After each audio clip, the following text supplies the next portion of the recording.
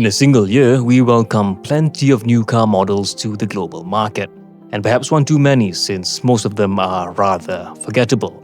It doesn't help that they all try to look like each other too, so it's refreshing when we get to see something that's so deliberately intricate, harmonious, and unique all at the same time.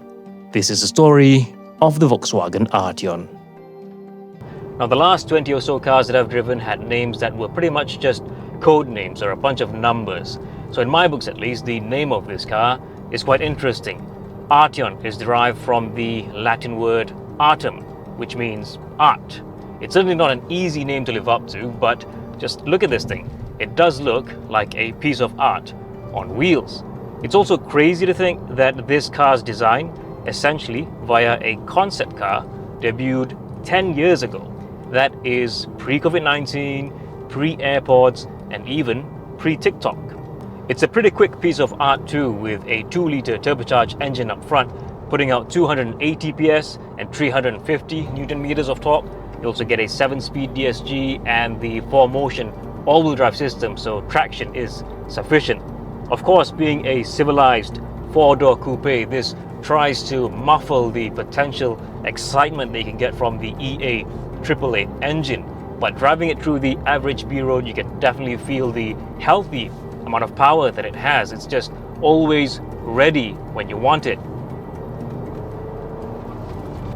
Now, as much as I'd like to go on the driving experience of the Arteon, that isn't exactly the main agenda here. Center stage for the Arteon is its exterior design.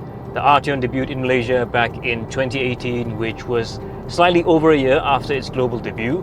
And of course, there's more to the story of the Arteon than just that.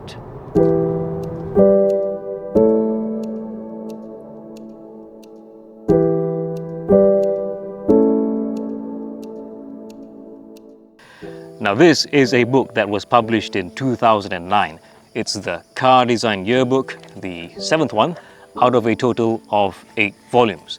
Now, in this book, we can find 2 good-looking Volkswagens. The first one being this one right here, which is the Scirocco, and the second one is this one right here, which is the Passat CC.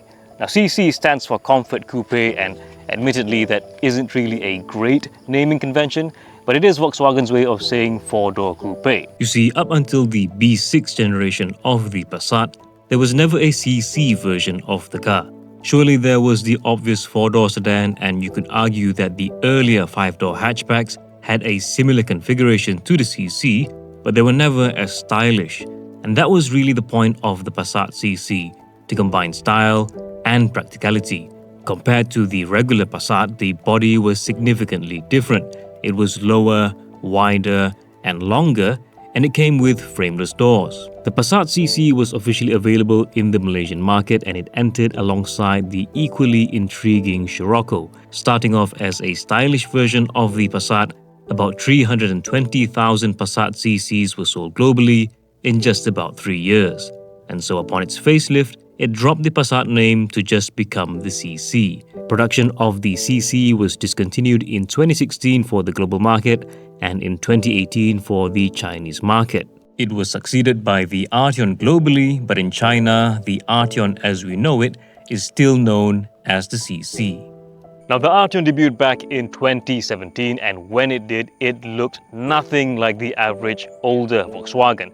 And it was meant to be that way because this was the pioneer of a new design language for the brand. It was basically a carbon copy of the concept car, which was the Sport Coupe Concept GTE, which debuted in 2015. And the design is, for the lack of a better word, elaborate. It has a clamshell bonnet, which opens up to there, headlights that are very well integrated into the grille design, a sloping roofline and a long wheelbase which make it look lower than it really is, and frameless doors in case that tickles your fancy. And it looks this good without sacrificing practicality. Space in the second row hasn't been compromised by this sloping roofline, and as for the boot, well, since it's a fastback, it opens this way, giving you a large opening, and you could fit a full-sized umbrella in this configuration, which means it is really deep, really practical. And underneath the boot floor, we have a full-sized spare, which is something truly uncommon these days. Step inside and it is a different story with the Arteon. While the exterior design tries its best to grab your attention, the interior design tries its best to not distract you. Sure, there are screens in here, but they are not gigantic, and the colors in here are certainly not experimental. It reminds you of what you're really supposed to do, and that is to drive. The ergonomics are spot on. The steering wheel feels amazing in your hands. The seats are really comfortable. The second row is really practical, and you have a good sound system which you could certainly appreciate. Again, the main agenda here is its exterior looks. The Arteon certainly inspired other car makers with their newer models, and it's not hard to see why. Even with the design that debuted 10 years ago via a concept car, this still looks like it just rolled out of the wind tunnel yesterday. But this isn't the only visually striking Volkswagen there is. There was also the new Beetle, which debuted in a time when no other car looked like that. And there was also the Scirocco, which debuted together with the Passat CC. Wind the clock a few years back and there was the SP2, and wind the clock back to today and we have something like the ID Buzz. The point is that this is a brand that dares to try actual out-of-the-box design. But as much as I'd like to admire the Arteon's looks, it is also time to say goodbye to it. Yes, you heard that right. Volkswagen has decided to discontinue the Arteon, and production has actually stopped in Europe since late 2023. Over in Europe, they continued to produce the even more stunning shooting brake version of the car, but that has also come to an end sometime in 2024. And if you're wondering why the Arteon is discontinued, well, it's simply making way for newer and more technologically advanced models from the brand. While the Arteon name may soon be gone, what's more important is that the spirit of pushing the boundaries, be it in technology or design, will continue to live on in Volkswagen. The departure of the Arteon also somewhat extends to the Passat, as the 9th generation of the car is now an estate-only model. That means that even the sedan Passat is not around in this 9th generation. Being Volkswagen though, it is not impossible for the Arteon to be revived, whether in name or in spirit. As for Volkswagen's new lineup, well, there is the new ID.7, which is a fastback in case you're looking for one. It is larger than the Arteon, and while the Arteon flexes design, the ID.7 flexes aerodynamics. It has a drag coefficient of only 0.23, and there are plenty of intricate aerodynamic design choices around the car, like the full underbody cladding, flat side sills, and wheel spoilers.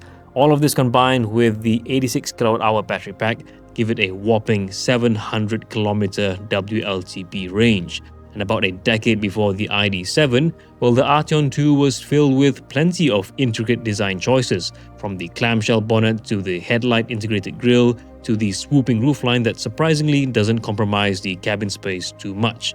People say that if you don't turn back to look at your car after parking it, you've bought the wrong car. And if that is the only basis of a good car purchase, well then, you can't go wrong with the Arteon.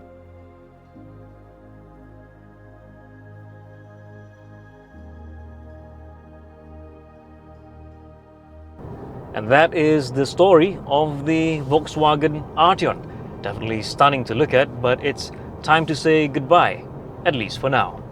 Thank you for watching. We'll see you in the next one.